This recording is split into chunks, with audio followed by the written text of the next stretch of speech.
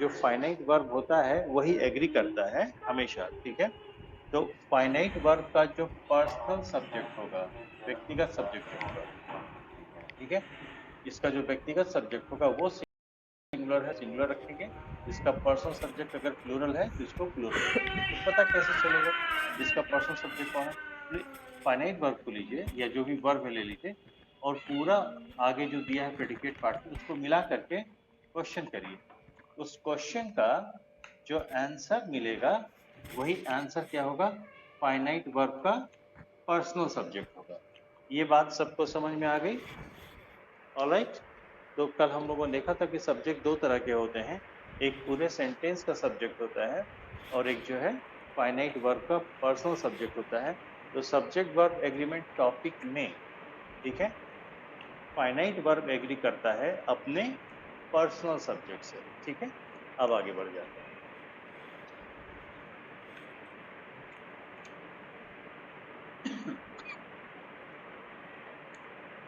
अब देखिए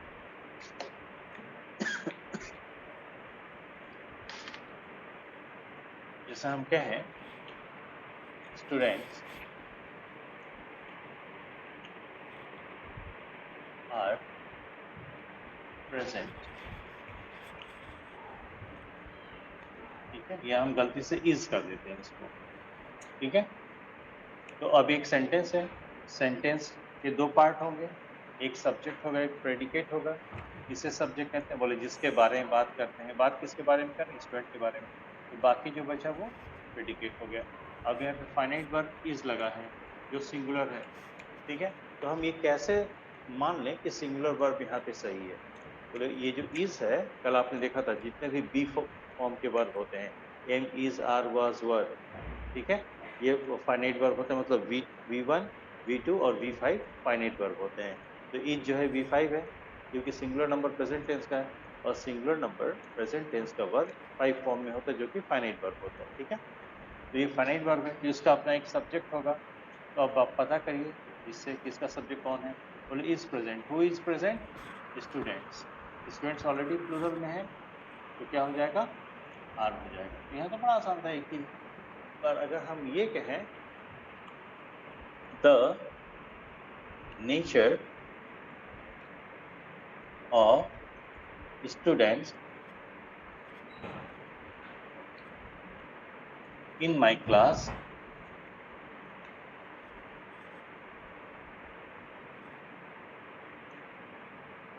ठीक है are good। एक सेंटेंस है, सेंटेंस के दो पार्ट होते हैं, एक सब्जेक्ट और एक प्रेडिकेट। सब्जेक्ट किसे कहते हैं? जिसके बारे में बात किया जाता है। प्रेडिकेट किसे कहते हैं? तो सब्जेक्ट के बारे में जो कुछ भी कहते हैं।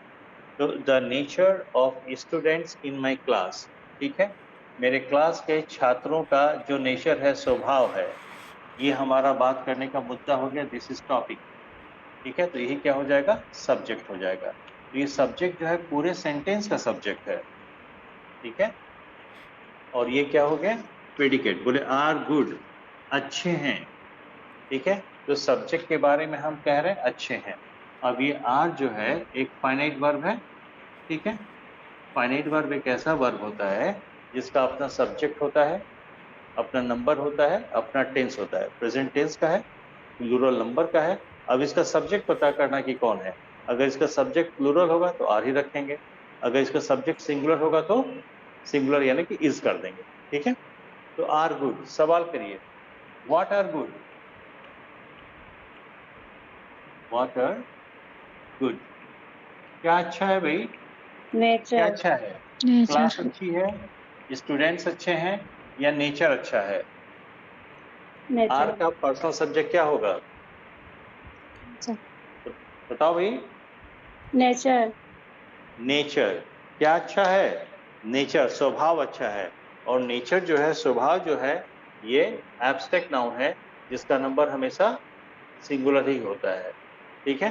तो वहां पे आर रखेंगे या सिंगुलर वर्ब इज रखेंगे? बोलिए। Singular is verb. रखेंगे ना, ठीक है, ओके।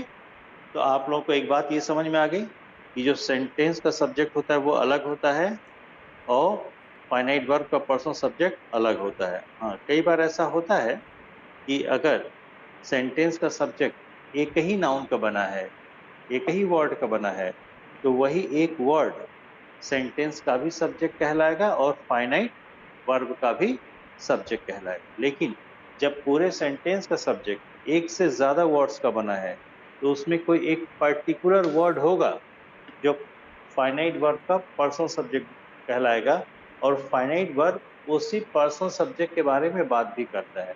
एकदम क्लियर है यहां तक? यस?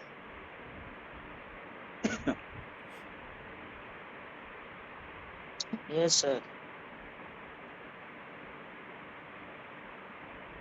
अब जैसे हमको लगता है कि कहीं पे दो नाउन मिल जाए या दो सब्जेक्ट मिल जाए तो वो प्लूरल सब्जेक्ट हो जाता है, इसलिए हम वर्ब भी प्लूरल लगाते हैं। जैसे मोहित एंड रोहित, ठीक है, इज फ्रेंड्स। ऑलराइट, तो मोहित रोहित तो सब्जेक्ट हो गया, is friends. Who is friends? अकेला मोहित है कि मोहित रोहित दोनों ही आपस में दोस्त हैं, तो सब्जेक्ट दो हो गया। तो वर्ब क्या होना चाहिए? प्लूरल होना चाहिए। यहाँ पे क्या आना चाहिए था? आर आना चाहिए था। राइट, ठीक है। तो जब दो अलग अलग नाउन हो या दो अलग अलग सब्जेक्ट हो तो प्लूरल सब्जेक्ट कहलाएगा। तो जब सब्जेक्ट आपका प्लूरल है तो वर्ब भी कैसा होना चाहिए? प्लूरल होना चाहिए, ये सभी जानते हैं। पर कई बार ऐसा होता है कि सब्जेक्ट दिखने में लगेगा प्लूरल, हमें ऐसा लगता है कि प्लूरल है, ठीक है, पर वो होगा सिंगुलर। ठीक है, जैसे द डायरेक्टर एंड टीचर, ठीक है, आर टीचिंग। ठीक, तो आपको लग भी रहा होगा कि डायरेक्टर एक अलग नाउन है, ये अलग सब्जेक्ट हो गया, ठीक है, और टीचर एक अलग नाउन है, ये एक अलग सब्जेक्ट हो गया, दिख भी रहा है, ठीक है। तो हमने क्या कर दिया? आर लगा दिया दोनों के लिए, ठीक है। पर यहाँ पर इंग्लिश ग्रामर के अकॉर्डिंग जो सेंस जाएगा वो ये भाव जाएगा कि यहाँ पे नाउन दो जो हैं, दो अलग अलग नाउन दिख जरूर रहे हैं, दो अलग अलग सब्जेक्ट दिख जरूर रहे हैं, पर यहाँ पे व्यक्ति एक ही है। कोई एक ही व्यक्ति है जिसके पास दोहरी जिम्मेदारी है, डबल रिस्पॉन्सिबिलिटी है।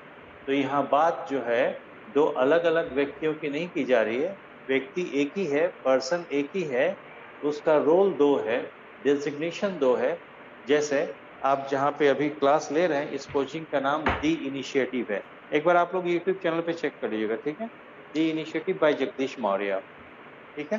तो यहाँ पे कोचिंग में डायरेक्टर भी मैं ही हूँ और टीचर भी मैं ही हूँ, और कोई दूसरा सब्जेक्ट नहीं चलता, कोई दूसरा टीचर आके पढ़ाता भी नहीं। कोचिंग तभी खुलती है जब मुझे क्लास लेना होता है, ठीक है, ओके। तो यहाँ पे जो व्यक्ति डायरेक्टर है वही व्यक्ति टीचर है। ये पता कैसे चला, इस चीज को देखिए। एक रूल है, आप लोग पढ़े भी होंगे, बहुत देखे भी होंगे। जब एंड के माध्यम से या किसी कंजंक्शन के माध्यम से दो अलग अलग नाउन जोड़े जाए और उन दोनों में से केवल एक ही नाउन के पहले कोई आर्टिकल या डिटरमाइनर लगा हो, ठीक है, तो वो दोनों नाउन किसी एक ही व्यक्ति को दर्शाते हैं, ठीक है। इसलिए क्योंकि ये सब्जेक्ट जो है एक ही को दर्शा रहा है, दो अलग अलग नाउन एक ही को रेफर कर रहा है, इसलिए यहाँ पे वर्ब जो है आर न होकर के इज होगा। ये बात समझ में आ गई? बोलिए भाई।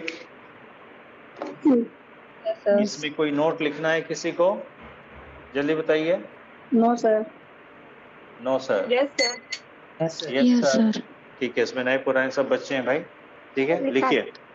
हाँ बिल्कुल बिल्कुल मैं लिखाऊंगा, आप लोग परेशान ना हो। ठीक है, पहले मैं हिंदी में बोल दे रहा हूं, ठीक है, लिख लीजिए। जब दो या दो से अधिक, जब दो या दो से अधिक नाउन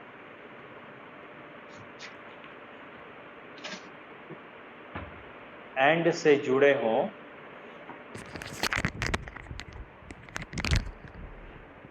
और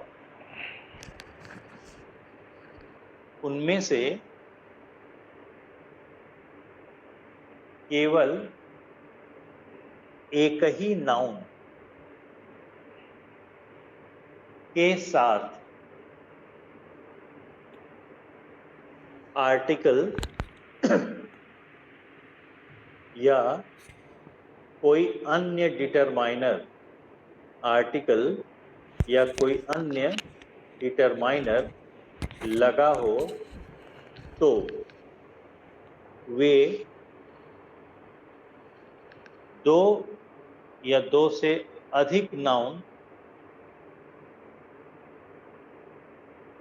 मिलकर किसी एक ही व्यक्ति या वस्तु को दर्शाते हैं। क्योंकि तो वे एक ही वस्तु या व्यक्ति को दर्शाते हैं, फुल स्टॉप।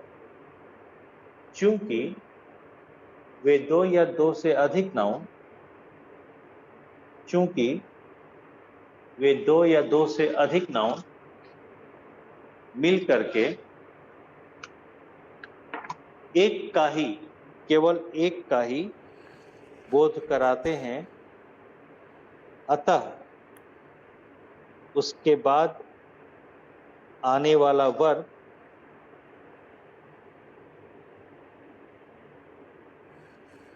सिंगुलर ही रहेगा। किसी का छूटा तो नहीं?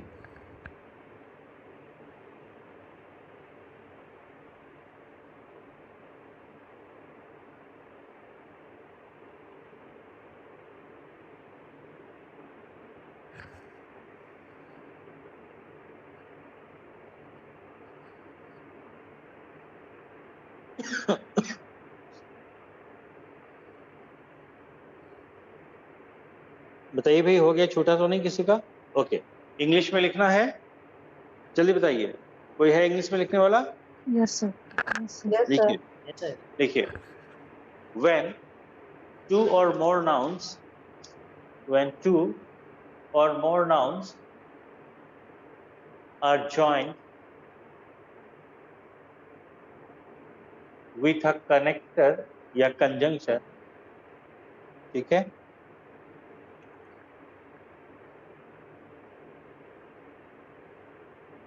and if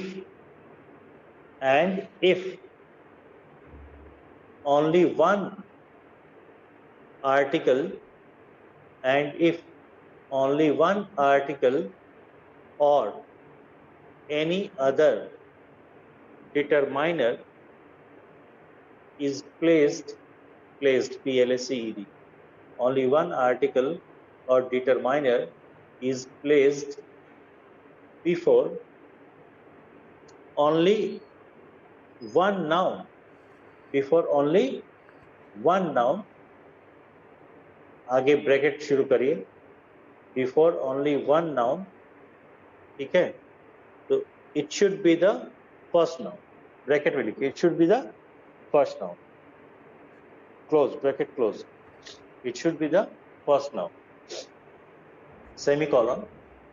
in that case two or more nouns together, two or more nouns together convey, C-O-N-V-E-Y, conveys, S लगा दिए, conveys a singular sense. Therefore the verb must be singular. ठीक है? ओके, हिंदी में लिख लीजिएगा क्या, कि जब दो या दो से अधिक नाउन एंड से जुड़े हों और केवल एक ही नाउन के पहले कोई आर्टिकल या डिटरमाइनर लगा हो तो वह आर्टिकल या डिटरमाइनर हमेशा पहले वाले नाउन के पहले लगेगा, हमेशा पहले नाउन के पहले लगेगा, दूसरे वाले के पहले नहीं लग सकता। ठीक है, इसको मार्क कर लीजिएगा। आगे चले। Yes sir.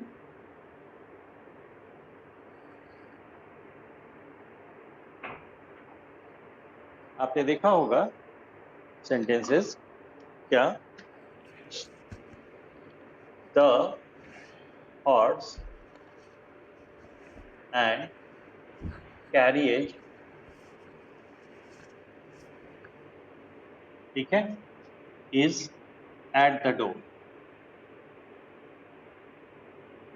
तो आपको लग रहा होगा कि यहाँ पे इज न लग करके आर होना चाहिए, क्योंकि हॉर्स और कैरियर्स दोनों ही दरवाजे पे हैं। पर यहाँ पे क्या है कि हॉर्स अलग नाउन है, कैरियर्स अलग नाउन है, बग्घी, ठीक है, ये दोनों एंड से जुड़े हैं, ठीक है, और दोनों नाउन में से केवल पहले नाउन के पहले आर्टिकल लगा है, ठीक है। तो ये दोनों नाउन किसी एक को बताएंगे, वननेस का सेंस देगा। तो ये कहना चाह रहा है घोड़ा बग्घी एक साथ, यानी घोड़ा गाड़ी जिसको हम कहते हैं। ऑलराइट, ठीक है। जैसे अ ब्लैक, ब्लैक नहीं, वो गड़बड़ हो गया, छोड़िए, दूसरी कैटेगरी, ठीक है, दूसरी चीज लिख दो। ये हो गया, इसको नोट करिए, इस सेंटेंस को नोट कर लीजिए। अच्छा, इसमें आप लोग पॉइंट बनाते जाइएगा, ठीक है। जैसे अभी जो पॉइंट हमने लिखा है that is point number 1, point कर लीजिए, पॉइंट नंबर 1 नंबरिंग करिए। अब हम पॉइंट नंबर 2 देखते हैं, ठीक है, ताकि किसी का छूटे तो पॉइंट नंबर हमें बताएगा, वहां से क्लियर कर देंगे, ठीक है।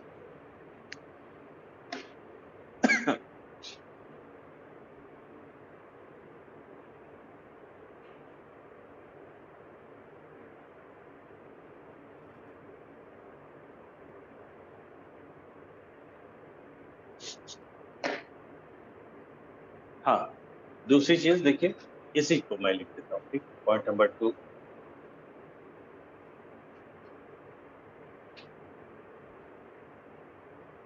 The horse and the carriage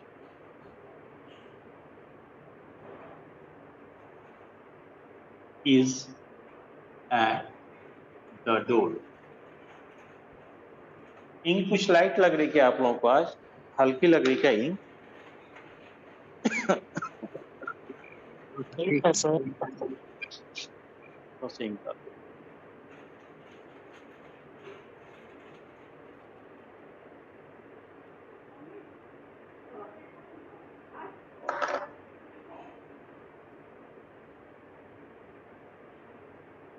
okay, अब यहाँ पर देखिए क्या हुआ है, हॉर्स अलग नाउन है, कैरिएज अलग नाउन है, दोनों ही एंड से जुड़े हुए हैं, ठीक है। पर एक स्लाइट डिफरेंस क्या है, वो ये है कि कैरिएज जो नाउन है इसके पहले भी एक आर्टिकल लगा है, और हॉर्स जो नाउन है उसके पहले भी एक आर्टिकल लगा है, आर्टिकल या कोई भी डिटरमाइनर हो सकता है, ठीक है। तो फिर बात वो आ जाएगी कि जब एंड के माध्यम से दो अलग अलग नाउन, एंड के माध्यम से दो अलग अलग नाउन जुड़े हों, और दोनों ही नाउन के पहले, दोनों ही नाउन के पहले एक एक कोई डिटरमाइनर या एक एक कोई आर्टिकल लगा हो, तो वो दोनों ही नाउन दो अलग अलग चीजों को दर्शाएंगे, यानी कि प्लूरल का सेंस देगा।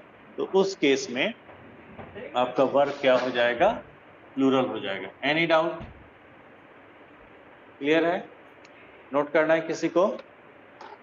लिख लीजिए, हिंदी में पहले बोल देता हूं, नोट कर लीजिए। जब दो या दो से अधिक नाउन, जब दो या दो से अधिक नाउन कंजंक्शन से जुड़े हों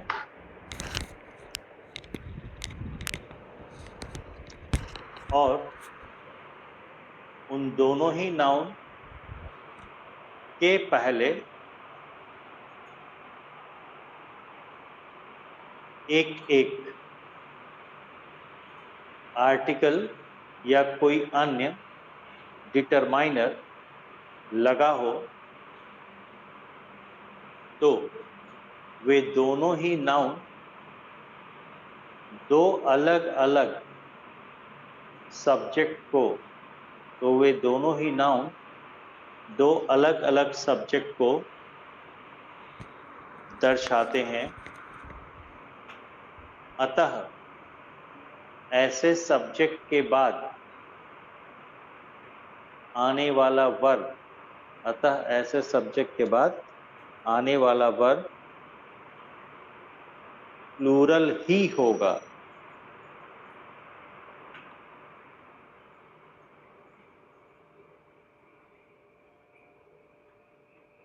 ठीक है।